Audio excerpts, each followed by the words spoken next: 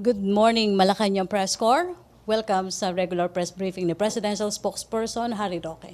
Good morning, sir. Good morning, ladies and gentlemen. Well, I would like to begin the press briefing by announcing that the Department of Transportation has filed plunder complaints against officials involved in the alleged anomalous MRT-3 maintenance service contract at the Office of the Ombudsman. No? We must stress that the great suffering of the riding public as a result of the failure to deliver on the responsibilities of public office, such as a case of the current state of the MR33 system, carries consequences, and that those accountable will be held liable. In the height of injustice that Filipino taxpayers have to pay 54 million pesos per month on top of a 1.8 billion fixed fee for other services to an unworthy contractor incapable of delivering the reliable system.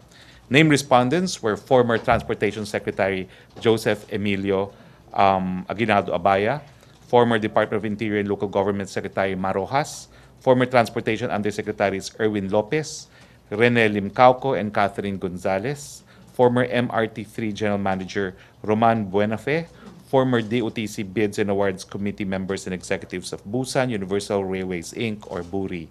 Also included in the charges are former Secretaries Florencio Abad, Cesar Purisima, Jericho Petilla, Mario Montejo, Voltaire Gasmin, Rogelio Singson, Arsenio Balisacan, and Mr. Mario de la Cruz. Immediately before this press conference, I had the occasion to confer with Secretary Tugade on the positive steps taken to improve MR33. He assured me, number one, that they are going to procure a reliable maintenance contractor. Number two, they're building new rails. They're buying new train cars and new signaling system. No? They are, in other words, revamping almost completely the MRT. And meanwhile, there is a safety audit being conducted, no, to ensure the safety of the riding public. Now, before I open the floor to questions, yesterday I committed to Rosalie Cos of UNTV that I will provide you the latest figures on the drug war. So according to PIDEA, from July 2016 to November 10, 2017, a total of 117,268 drug personalities were arrested from 78,619 anti-drug operations conducted. In addition, a total of 2,500 52.77 kilos of shabu having a value of 18.9 billion have been seized in the same period. Lastly, 4,295 barangays were declared drug cleared. Now also, before I open the floor to your questions, it's curious that CHR Commissioner Cadiz said that lawyers are mocking the law and human rights. No? So I'd like to challenge Commissioner Cadiz, name names. Who is the lawyer who he alleges to be making a mockery out of the rule of law and human rights? And who are the lawyers assisting this main lawyer whom he says is mocking human rights and the rule of law? My response to the CHR Commissioner is tomorrow we are going to conduct our first press briefing in Marawi, and one of our tasks is to gather as many information on the cases that we can file against the members of the Mauti terrorist group for violations of the international humanitarian law, which is the domestic law implementing the second additional protocol to the Geneva Conventions, otherwise known as punishing war crimes committed in non-international armed conflicts. We will do this knowing that the CHR will not be any help in according victims of the Mauti terrorist groups justice. I now open the floor to your questions. MPC questions, Pia Rañada. Dayla Salaveria. Good morning. Sir, what makes you say that the CHR won't be any help in going after the Maute? Because so far I have not heard any investigation conducted by the CHR on the atrocities committed by the Mautes. It is always atrocities allegedly committed by state agents. No? And their position has been consistent. Their role is to document abuses of human rights committed by state agents, which is wrong because international humanitarian law punishes everyone, even non-state actors. If you look at the case law of the International Criminal Court, majority of the accused are non-state actors. Someone has to take up the cudgels for the victims of war crimes in domestic armed conflicts. Sir, given that, if it's your position that the CHR must look into all atrocities, aren't you going to, coordinate with them or ask them to do their job since they're a government agency? We're not waiting for their initiative because clearly they have other priorities. We will be coordinating with the Department of Justice.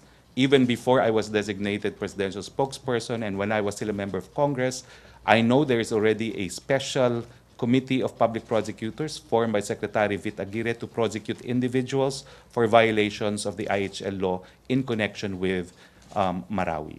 So we will be coordinating with those public prosecutors. Sir, your fact-finding, will it be concentrated on the Maute, not on any possible violations by the state forces? Well, as far as the armed forces are concerned, the armed forces has said that they will investigate complaints filed against their soldiers.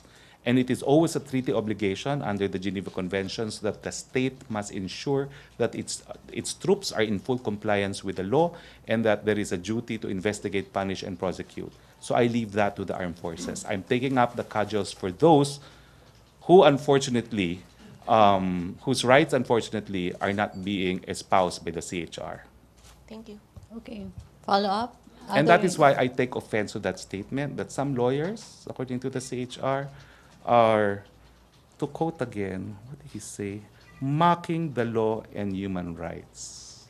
I take it Commissioner Cadiz has claimed the monopoly for upholding the rule of law and human rights. Did you feel alluded to, sir? That's the question. Let him specify who he's referring to. Thank you. Okay. Follow up? Joseph Morong. Sir, on the MRT, just a little parang brief description of the plunder complaint. Why plunder and why all of these people? I guess the highest would be Secretary Gasmin. All cabinets. Pati, why include, for example, Walter Gasmin? Well, this is a maintenance contract awarded to Puri, no? I would suppose that included are members of the Bids and Awards Committee, and I would suppose that all those who consented to the award of this contract must have been impleaded by the DOTC. DOTR na pala, hindi na pala DOTC, DOTR. Okay. Follow-up question on MRT? No more? Henry Uri, TCRH.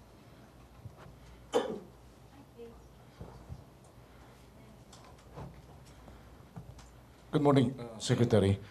Kahapon binanggit, yesterday, binanggit ninyo na hindi pa dapat mag-resign sa Secretary Art Tugade at ini-enjoy pa niya yung trust and confidence ng ating Pangulo. Pero malala na ho yung problema ng MRT. Ano yung talagang utos ng ating Pangulo kay Secretary Tugade para once and for all ay maayos naman itong problema natin sa MRT? Utos naman po yan ng Presidente sa lahat ng miyembro ng gabinete. Gawin nyo ang tama para sa taong bayan. At gawin nyo yan sa lalong mabilis na panahon. Ang hinihingi ko po sa ating taong bayan at humingi na nga ng paumanhin ng ating Presidente dito sa mga pangyayari sa MRT ay talaga namang nagkaroon tayo ng mga systemic problems dyan dahil inaward nung nakaraang administrasyon yung maintenance contract sa isang kumpanyang walang kakayahan. Yung mga breakdown po yan, hindi nangyayari kung tinutupad ng Buri yung kanyang contractual undertakings. Hindi nga po pala niya kaya gampanan yan. Ang tanong, bakit tinanggal dun sa isang service provider na malaki, may reputasyon, at napakatagal naman ang track record sa DOTC dati, at pinalitan ng hindi kakilalang kumpanya na nagresulta ngayon sa napakasamang serbisyo ng MRT. Pero yun narinig na siguro ninyo yung ilang mga pananaw na hindi na panahon ng sisihan. Dapat i-provide us concrete solution dito sa problemang ito. Kaya ano nga naman po, ang inyong kaya nga po sinabi ko sa inyo na bago ako nagpunta rito, no? Talagang kinausap ko na muna si Secretary Tugade dahil hindi naman tama nga. Nasasabihin ko nagdemanda lang tayo at humihingi tayo ng katarungan laban dun sa mga nagkamali, no? Hiningi ko rin kay Secretary Tugade ano yung mga hakbang na ginagawa at gaya ng sinabi ko kanina, talagang halos complete rehabilitation na ng MRT ang gagawin. Bagong riles, bagong mga train cars, bagong signaling system, at yung ongoing safety audit na ginagawa nila dito sa MRT. May pag-amin ba sa Secretary Tugade na nahihirapan sila sa iniwang problema? Nahirapan po sila kasi nga siguradong magdidemanda rin itong buri. Bagamat nakansela na po itong buri, magdidemanda po yan at hihingi yan siguro na kung ano-anong TRO para walang bagong maintenance provider na pumasok. Kaya nga po sabi ko kahapon, meanwhile, gobyerno na nagme-maintain, no? Kasi nga pag nagpapasok pa sila ng bago, mahaba ang usaping legal na naman yan. Alright, thank you, sir. Okay, Deo, follow-up. Morning, sir. Sir, ngayon po nasa ombudsman na yung bola sa kaso doon sa former officials ng DOTC before. Umaasa po ba kayo na magiging mabilis ang pag-andar ng kasong ito dahil knowing po ang ombudsman ay medyo hindi po aligned ang administration and the ombudsman? Well, inaasahan ko naman na dahil meron ng formal na reklamo, mapapabilis na yung proseso. Naintindihan ko siguro na ang ombudsman has the duty to investigate even on its own and even on the basis of anonymous complaints, kaya napakadami niyang inimbestigahan. Pero ngayon naman po siguro dahil nakikita na ng ombudsman yung aberya na nangyayari sa ating taong bayan dahil dito sa palpak na MRT natin, baka naman mabigyan na ng kaukulang prioridad ang investigasyon na bagay na ito. Thank you, sir. Follow-up on MRT? Pia Ranyada, to be followed by Ja. Sir, yesterday you presented us a letter that was sent to the OP that was used as the basis for one of the reasons for why the president fired former DDB chair Junicio Santiago. And yesterday also, the president of the DDB Employees Union denied that the letter came from them. So parang the implication is that the letter may have been faked. Could you, or it could have come from someone else, not necessarily that union. Could you, maybe an initial reaction, do you dispute this? Well, thank you for that question. No? Unang-una po, tinanggap po ang resignation ni General Santiago dahil dun sa kanyang mga sinasabi na nagkamali yung mega rehab. Hindi po siya tinanggal dahil doon sa letter complaint. Linabas po ang letter complaint upang ipakita lamang na bagamat ang dahilan ay dahil dun sa mga sinabi sa mega rehab facility, meron na ring complaint labang kay General Santiago. Hindi po namin sinabi na katotohanan ng lahat ng sinabi ng complaint. Ang punto ko po, and I think ang word na ginapin natin was even a whiff of corruption is enough for the President to be at least suspicious about the conduct even of his closest allies. Yun lang po yung kontekstong yun. So even if this letter were anonymous, the President would still consider it and would still take steps to verify the truth of allegations. In fact, under the Ombudsman law, the Ombudsman itself is mandated to investigate even anonymous complaints. So ganyan po ang nature ng zero tolerance to corruption. I'm sorry if there's been any misunderstanding, but I've reviewed the transcripts. I was very clear. There are allegations in a complaint. We did not say they're the truth. And that is why I understand General Santiago was somehow hurt, but I emphasize we have never alleged that they are gospel truth. They are allegations which I'm sure he can easily dispute. Pero ang mensahe po sa mga taong gobyerno, nakpo, mag-ingat po tayo. Dahil ang presidente po talaga, dahil sa kanyang zero tolerance for corruption, talaga pong sometimes po, mere talk of corruption is enough for the president to lose his trust and confidence. I emphasize po kasi itong mga matataas na opisyales, hindi naman kinakailangan mapatunayan na nagkakasala. Kasi ang mga matataas na opisyales po, they serve at the pleasure of the President unless there is a tenure. So ang warning po doon sa mga napakatataas na opisyales na subject to complete trust and confidence ng Presidente, mag-ingay po tayo. We have to be, ano ba yung sinasabi nila? Yung kay Caesar's wife? We have to be more purer than Caesar's wife in government service. At napatunayan na po yan ni Presidente.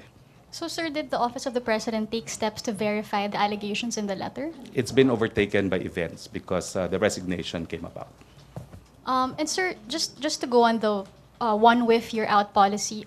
Isn't this policy also susceptible to being used against the administration? Because, for example, if an enemy of the administration or of that particular official who is doing his job were to send a letter with baseless accusations to get that person out because that official is stepping on their interests, how then would the administration make sure that that doesn't happen, given this policy? You know, you're addressing a matter that only the president can address because he orders the firing of presidential appointees in whom he no longer has trust and confidence. So ultimately, it is the president who decides who continues to have his trust and confidence. Yes, sir, but it could also be used against him, against people who don't necessarily are actually doing their job, but people are being stepped on, and these people who are the enemies of the administration could be planting such thoughts. That's a possibility. The president is not an ordinary person. He's a lawyer. He's a criminal lawyer, and he knows the rules of evidence. No, and as I said, the issue is whether or not the president continues to have trust and confidence in a presidential appointee. The Okay. case is different if it were a career employee, in which case there must be good reasons, no? Lawful causes for termination, but not those serving at the pleasure of the president. Okay, Jan Rosales. Good morning, spokes.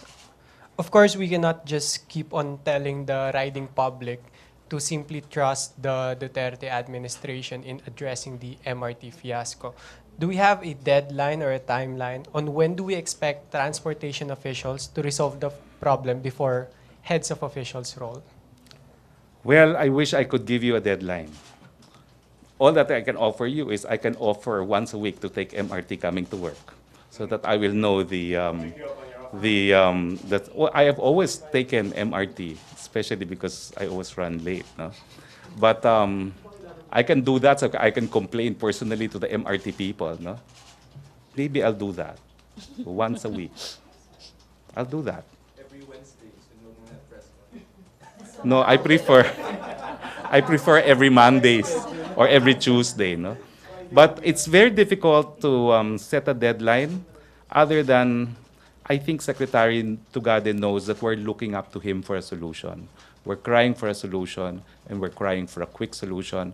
And I'm sure that Secretary Tugade and Yusek Chavez are really taking all the necessary steps. You have to understand, this is also a legal quicksand with signed contracts. You see, the rule in obligations and contracts is although you can unilaterally rescind, you do so at the risk of being overruled by the courts.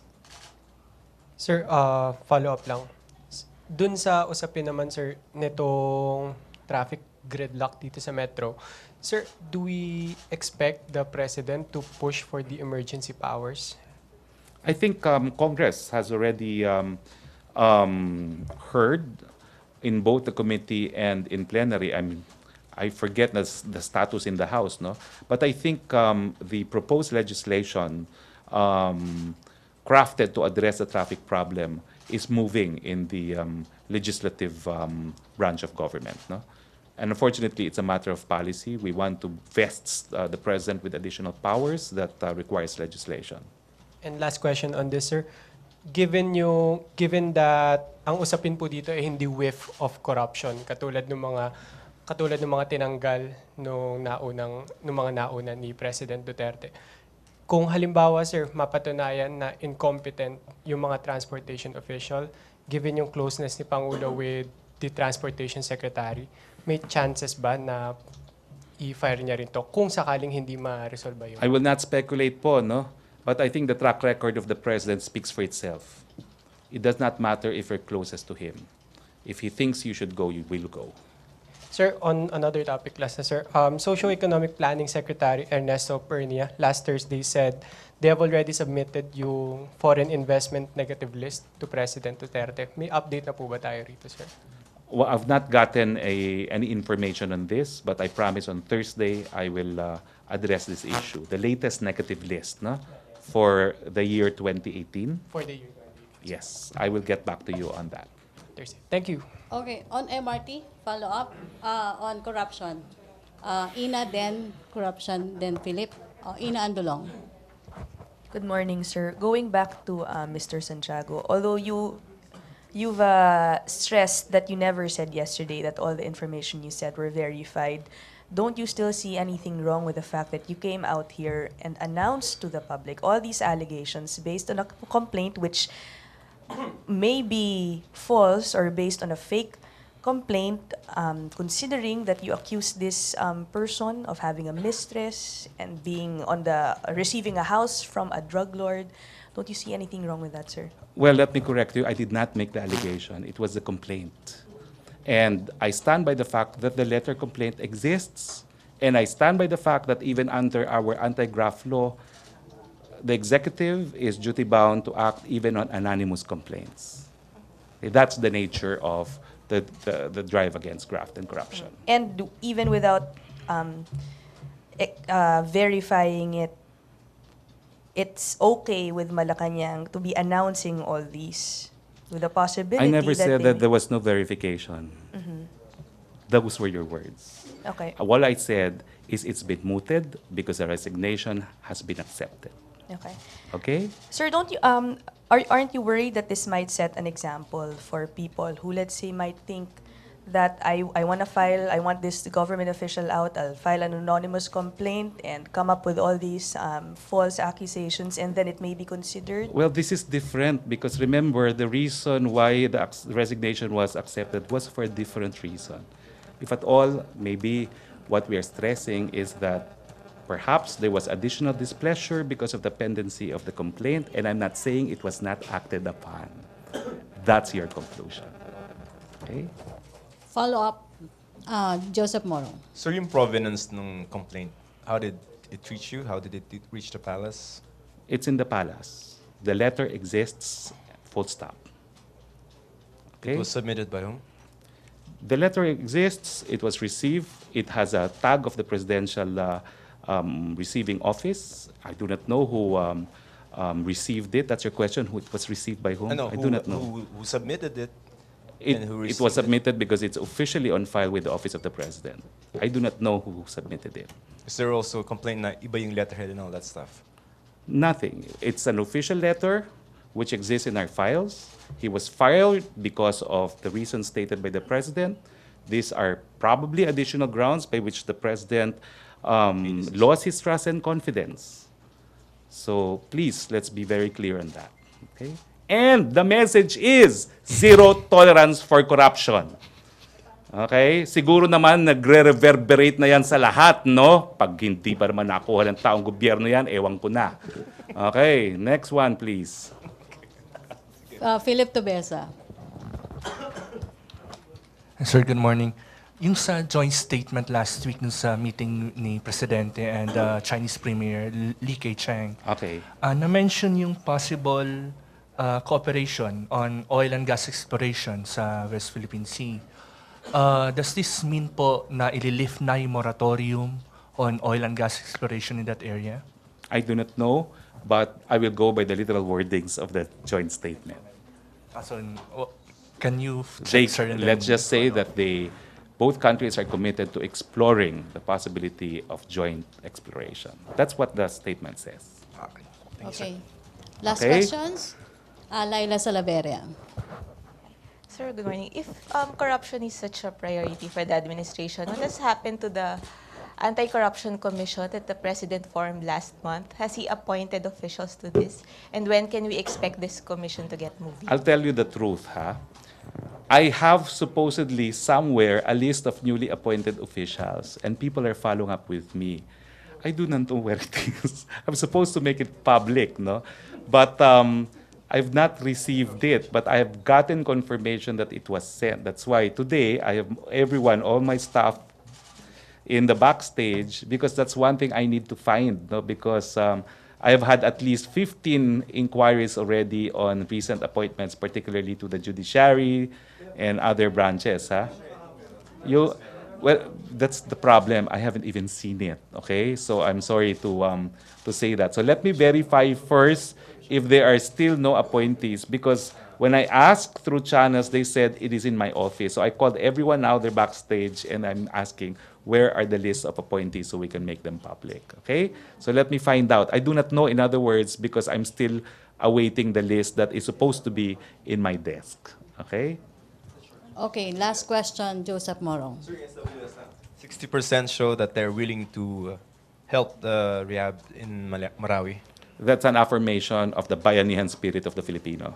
60% is an overwhelming majority. We thank the people for the support that they have shown to the victims of Marawi atrocities. Okay, sir, thank you. Totoo na to, last na to ha. Totoo na, last. Trisha Macas. Hi, sir. Good morning. Chief Justice Sereno yesterday warned that an attempt by the allies of President Rodrigo Duterte to impeach her could threaten the country's democracy. She said, I'll just quote her, "This is getting to be larger than myself. This is no longer just about me. It is about democracy." Palace comment, please. Thank you. Quick response is the impeachment process is a constitutional process. I do not see how a constitutional process ratified by the Filipinos when they ratified the 87 Constitution could constitute a threat to democracy. She's mistaken there. Having said that, we let the process continue. The legislature is a separate branch of government. They have exclusive and original jurisdiction to determine probable cause on impeachment complaints. We trust Congress will do its job. Okay, thank you, Trisha Macas. Thank you, Malacañang Press Corps. Thank you, Presidential Spokesperson Harry Roque. Back to our main studio sa Thank Radyo you, Pilipinas and see you in PTV. Marawi if you're going to Marawi or MRT on Thursday. Oh, let's do it on Thursday. Okay. With Joseph I live in Morong. Quezon City, so I will take the Katipunan. I will take Katipunan. Oh, anong oras tayo? Ha? Ang aga namang 6 o'clock yan. Okay, Oo, di ba friendly rush hour reminder, yan? naka-live pa tayo. Oh, okay. Naka-live pa tayo. We'll see you at 9 o'clock at Tipunan Station. Okay? Okay, thank you. On Thursday. LRT 2 ba yun? Oh. MRT. Saan naman tayo pupunta sa MRT? Wala naman tayo pupunta sa MRT, papunta Malacañang.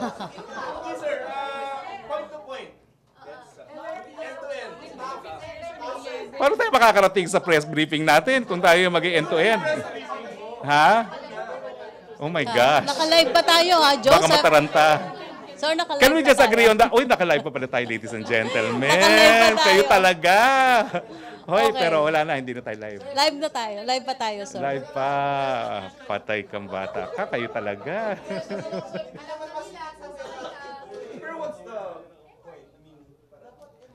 Well, alam mo naman talaga, I think we need to emphasize that the ordinary Filipino really takes MRT. And I think the DOTR officials. Okay, thank you, Presidential Spokesperson Harry Roque.